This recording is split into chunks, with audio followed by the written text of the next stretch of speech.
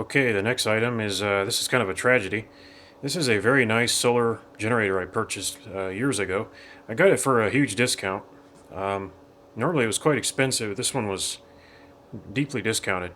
And it has what's called a vacuum fluorescent display. It's a very nice looking display that lights up, and it uses high voltage, and it's really nice looking. I bought it knowing that the VFD display was probably the weak link and would probably fail.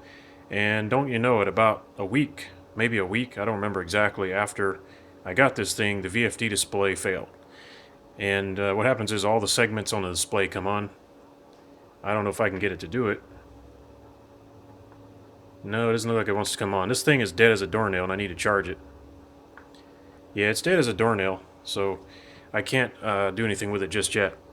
So what I did is I tore it apart and I gouged giant holes in the front because everything's glued together and you can't get to the screws. So I had to gouge holes in and pull the screws out. This thing was in mint condition.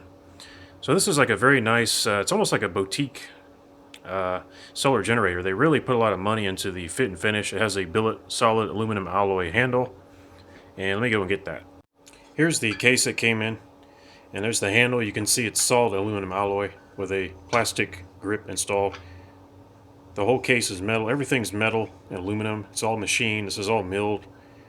It's ridiculous the amount of money they put into the design, the construction of this type of product. It's amazing. Most of these are plastic, and they even threaded the inserts. You can see right there, not the inserts, but this area where the screws go in. Looks like that's been threaded. That's actually done. That's actually quite expensive to do all this work. So it's really nicely made, and I got a really good price on it. But unfortunately, like I said, the electronics that could drive the display failed. And if you turn it over, see if I can focus in on this. And there's the display driver. I believe that's what that chip there is. And I think it has failed. And also here, I believe this is an inverter circuit or a boost circuit which puts out high voltage into this chip to drive the display. Although I'm not 100% sure on that. What I'd like to do is disable this chip, disable this inverter circuit here, so the display never powers on. And just use this solar generator as a power source here in the solar workshop. Alright, I managed to successfully disable the vacuum fluorescent display on this portable solar generator. It took me a while to guess at where the power was going and what was powering it. There's a lot going on these circuit boards, and it can be a little hard to tell what's going on. This is obviously the driver chip. And so, if you look at the connections, you can see all the connections going to the display. So I figured this is the driver chip. If I can just turn this off, and that should save me some power. So I started looking at the circuit board, and here's what I found. So the footage is not as good as I'd like, but I tried to zoom in on the chip. And so there's the driver chip. And I could tell this was getting warm, and I could tell the display was gobbling up power. And VFD displays have a high voltage input, and then they have a filament or a heater filament which is supposed to use about 3 to 5 volts or something like that. The problem with this display is that it's not an LED display, and it's useless because the controller has failed and lights up all the segments, as I showed earlier. And if it was an LED display, it would be less of a problem, but because it's a VFD display, it's just getting hot, it's just wasting power, and I really can't deal with that. So I was stressed out about 100 things, and also this. So here's what I did to fix it. If you look here, there's a capacitor. It says 50 volts. It's very hard to read. All these components are so tiny these days, it's so hard to read. But I started poking around here, and I measured right on either side of this capacitor. And it was putting out pretty high DC voltage, much higher than the battery. I think it was 30 or 40 volts, I don't remember. And I thought, well, that's got to be to driving the display, so maybe this circuit here is to drive the display. So I looked closer and I realized this looks like a bridge rectifier capacitor, and this little thing here is a transformer, obviously. It really looks like a tiny transformer. So I thought maybe this is a boost circuit. Now on the other side, this little tiny transformer right here, I believe these are transistors or MOSFETs right here, 2 MOSFETs. Now I don't know everything that's going on here, and I didn't try to trace everything out on the board. And I really didn't want to. I just want to get this thing turned off and have it stop sucking down power. I don't know how many watts it uses, but it's more than an LED display. And I did some probing around here, and I realized these are ground. So these switches here are pulling the taps of this transformer down to ground. I'm guessing back and forth really fast to create AC. So it's probably taking a low voltage DC, I think it's 5 volts, and it's bumping it across this transformer back and forth really fast. On the other side of the transformer you have taps, and those taps are going to be putting out an AC voltage. And I'm guessing this transformer steps it up quite a bit, probably 6 times or something like that. I don't know what the exact specs are on this transformer, but it doesn't really matter. It's coming out here, it's going into this bridge rectifier and being dumped into this capacitor. And then that gets fed over here along this trace into one of the pins. I can't quite see which pin because they're so tiny. And that supplies this chip with a relatively high DC voltage, which it can then use to drive the display. So the next thing I did wasn't so pretty. I just took my flush cutters, right here, and I cut the taps on the input of the transformer. I didn't touch any of these things over here. I just cut the taps, and I figured if I can block the flow of current into this side of the transformer, of course the circuit is still going to be switching these things back and forth rapidly, but that isn't going to use very much power because no current is going to flow. This transformer won't have any power in it at all. Even the transformer here probably wastes some power. It probably gets warm. And hopefully that will cause the display not to turn on. And sure enough, as soon as I powered it back up, hooked all the cables back on, the display no longer came on. But I figured that wouldn't be the end of the story, and I was right. And there was a lot less heat. I did not feel as much heat coming off the display. It did seem to cool down quite a lot, so I knew it was using less power. The display was not lit up. However, it was still getting a little bit warm. And I knew the reason for that was probably the filaments.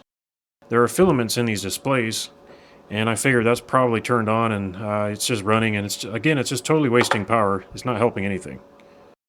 So then I started hunting around, and I found these pins here.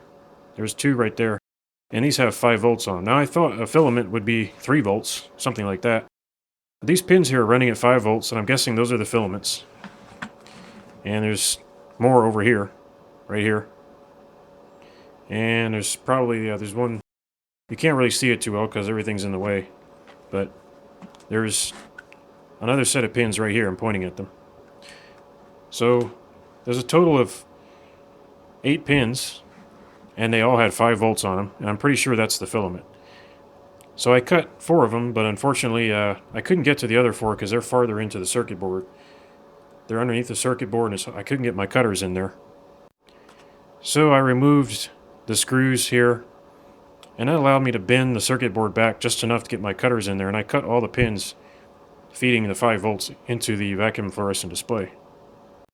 Now the end result is a lot less heat, so I know less power is being wasted. The display is not active. This chip here gets a little bit warm, so I suspect it's still powered on. I really don't have time to allocate to hunting down where the power is coming in. Those tiny little pins there, it would take a long time. Not to mention, I can't see the other side of the circuit board anyway. And the reason for that is I can't remove it without removing the cigarette plug here. That's a 12-volt cigarette lighter plug, or socket. And I cannot remove that unless I take all this solder off, and there's a huge solder blob over here, and I'm not going to heat the board up. I don't want to risk heating the board up. It's a massive blob of solder. You can't really see it. Oh, there it is. Right there is a massive blob of solder going to this metal can here. So I really don't want to get into that. I really don't want to remove that. Just not on my list of priorities right now. So then I got even more enthusiastic, and I thought, well, what I really want to do is I want to put my own voltmeter, just a little tiny LED voltmeter, into this solar generator, and use that to read the battery status. Everything else on the unit will work just fine. All the inputs and outputs will work. I just won't be able to use a display.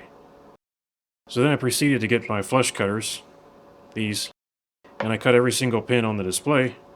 And it turns out that once you cut all the pins, you can just kind of pull it out. There's what it looks like on the back. You can see all the connections and traces there. VFD displays are actually really, really cool. I really like them when they work.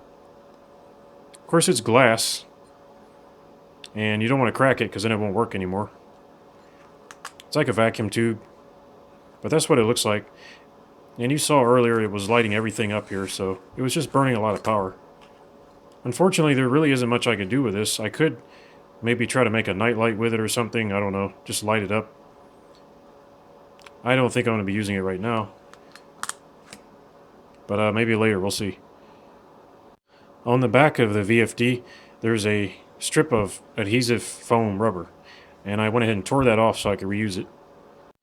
And I'm going to reuse the foam rubber that I tore off for this little voltmeter. I have tiny little voltmeters that I bought a while back.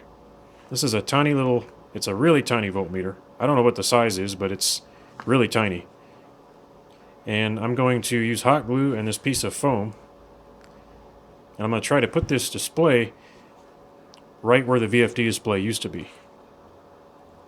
At least that's my plan. I don't know if it'll work. Now this little display has a tiny trim pot on the back. You can see it right there. And it's really, really tiny. Pointing at it right there. That's really tiny. And it was way out of calibration. These voltmeters are a little bit unstable. And I definitely had to calibrate it. But even when calibrated, it's kind of unstable. It does some strange stuff. But usually it settles down and reads the voltage properly. I could not record all of the work and probing and tracing I did on this circuit board, but I'm going to try to record some of the work. And so now I'm going to put this LED voltmeter behind the original window where the VFD was, and I hope it'll look pretty neat. I think it will look pretty neat. It might even look semi-professional. We'll see.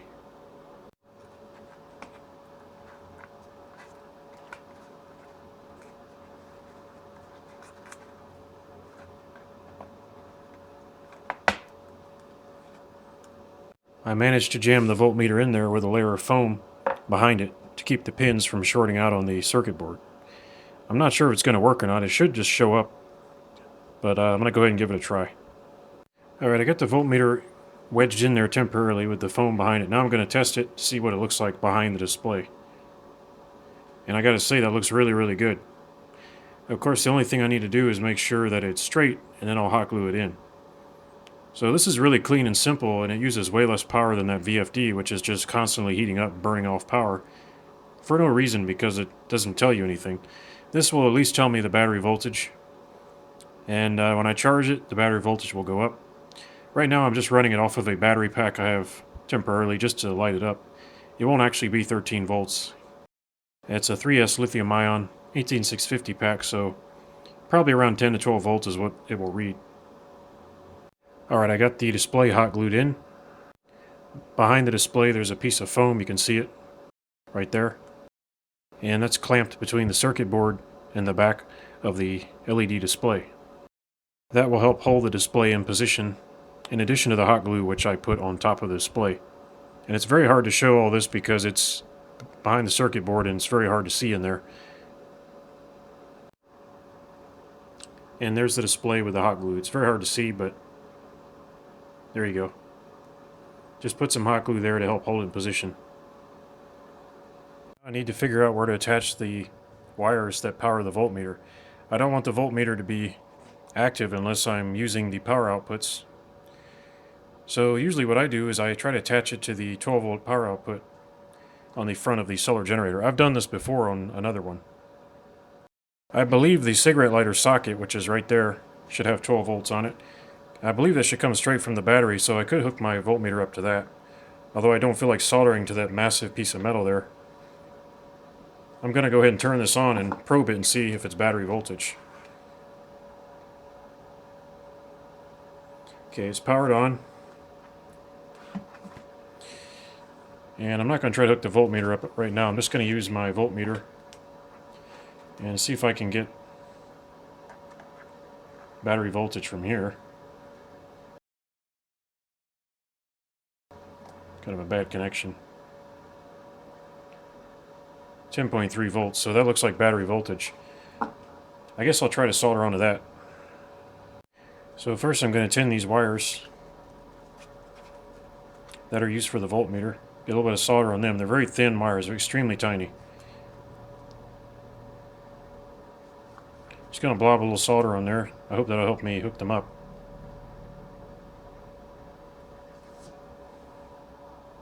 So I'm turning my soldering iron up pretty high. And it's only a 40 watt. I think it's a 40 watt soldering iron. So I don't think I don't know how easy it's going to be to solder a wire to these large connections here. But I'm going to try to get on right here.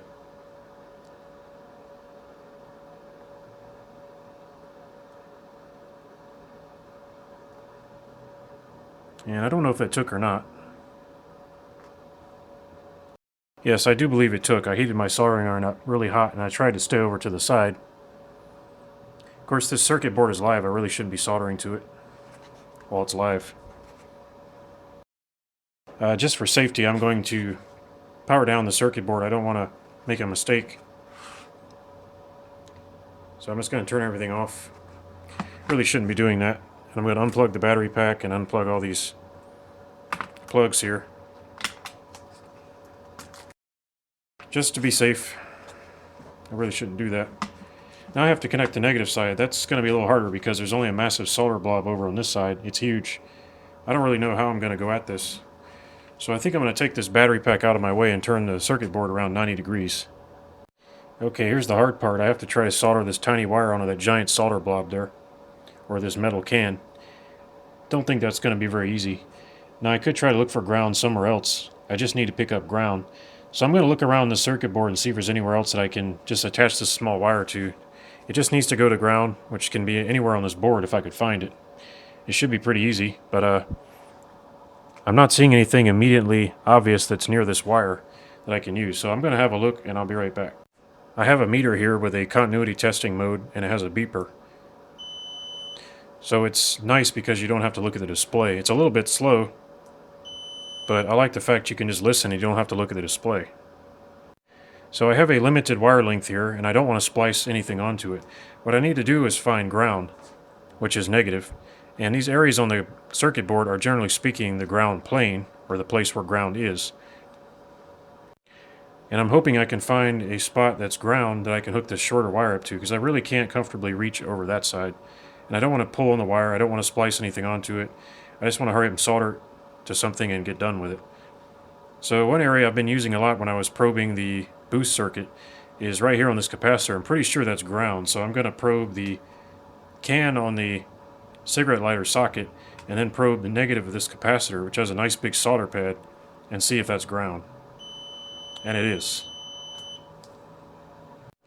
What that means is if I take my shorter negative wire from the voltmeter, I should be able to solder right here beside this capacitor, right where you can see my finger pointing. And even though that looks a bit odd, it doesn't really matter. It's still reading the negative side of the battery through ground, and it should be good enough for a tiny voltmeter. I'm going to try to get some solder on this soldering pad here. I guess it's going to take a lot of heat to do that.